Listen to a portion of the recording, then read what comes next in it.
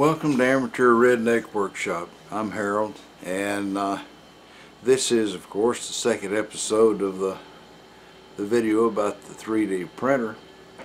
And at this point, I've had it for several days, and I've watched dozens of 3D printer videos and all that sort of thing. And I'm starting to reach that point where I cried mama, and I looked up somebody that knows something about 3D printers. And after we go along here, then you'll find that I called Bruno Martini. And anyway, I called Bruno Martini, and he helped me quite a lot with this thing. So let's see how things turn out. Oh man, in the past 24 hours we've had 4.01 inches of rain. Although I did find a little break this morning and went down to the range and practiced. If it don't rain, this Sunday's still a challenge.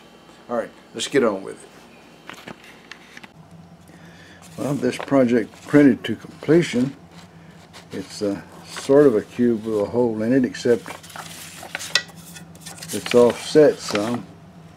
So undoubtedly the paper must have moved some certain amount before the print was finished, but it didn't let go of the paper. So I guess I'm on the way to eventual success.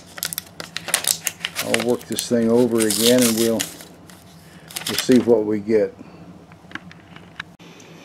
Alright, this is the best one so far, and it's not very good. It's like as if it was in two pieces, one layered on top of the other, and it's got all this crud down the side. The bottom hole was nice and square, the top one not so good. It's supposed to be 20 by 20 by 20. Somehow I don't believe that's 20 millimeters thick. Check it here.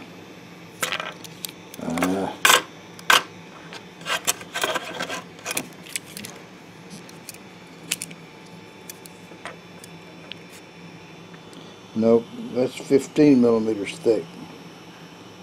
So I'll go back and I'll edit the file again. Brand new cube. We're obviously heading the right direction. At least this one didn't come loose. Okay, so I installed this piece of glass, and that looks like the first really successful print. It's all the way to full height. The layers aren't moved off of each other or anything. It looks pretty crisp. I'm going to let it cool down and see if it pops off the glass by itself. If not, I'll pull it off.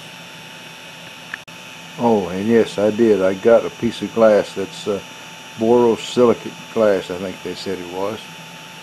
Got it from Amazon. Came in just today. And I've sprayed it with hairspray. And that seems to work really well. When I went to bed, this thing was doing really good, but soon enough it let go and printed the rest of the head way over here. Still more improvements to make in how I do things. Houston, it looks like we have a dog. I'll have to cut all the supports and braces and stuff off of it, and then we'll see what we got. Alright, failures on that side and successes on this side. Not the prettiest dog you ever saw, but it's a dog and it's recognizable. Got a couple of hairs on him here and there. I guess the dogs are supposed to. But anyway, I called Bruno Martini and got him to help me with this thing, and so I think now that I'm going to be able to do pretty good with it. I'll just have to feel my way along, and we'll see what we'll do, and then over the next couple, 3 or 4 or 5 months, I'll figure out whether this thing's useful or not. After getting Bruno to help me, he made a printer file for this printer to go into Cura, and with all the assistance, I got his AXA tool holder file and printed one out, and it stuck to the bed quite well. See, it's still stuck there. and it come out really nice. So I think things are going to work out. Sure appreciate the help from Bruno, because I was starting to feel kind of a little bit desperate there. I figured I was going to be playing with this thing for months before I got it to print right. Well, it seems this rich guy down in Florida threw a big party, and he invited Bubba, the only redneck around anywhere nearby. And so Bubba went to the party, and he was having a good time, you know, eating shrimp and barbecue and flirting with the ladies and drinking champagne and stuff.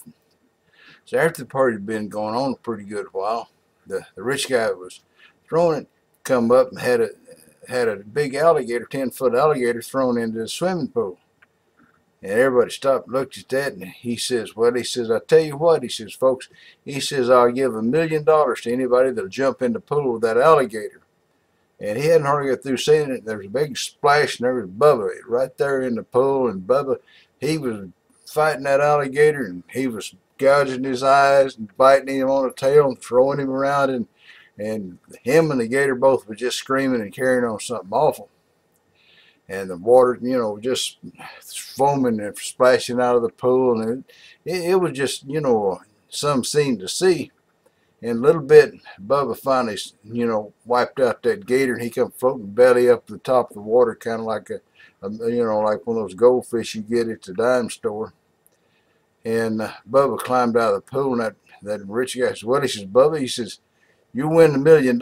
He says, you took the bet, you know, it was really great. Bubba says, no, he says, I don't want it. The rich guy says, what, you don't want it? Well, let me give you $500,000 then, you know. And Bubba says, nope, don't want it. And Rich says, well, listen, they give you a Porsche or, you know, or something, you know, a Mercedes. Bubba says, nope, don't want it. Rich says, well, he says, what do you want? Bubba says, well, he says, what I want's the name of the SOB that pushed me in the pool. Well, that's all, folks. Y'all try to subscribe if you're not already a subscriber. Leave a comment if you got something to say. And above all, remember, keep on keeping on. Bye now.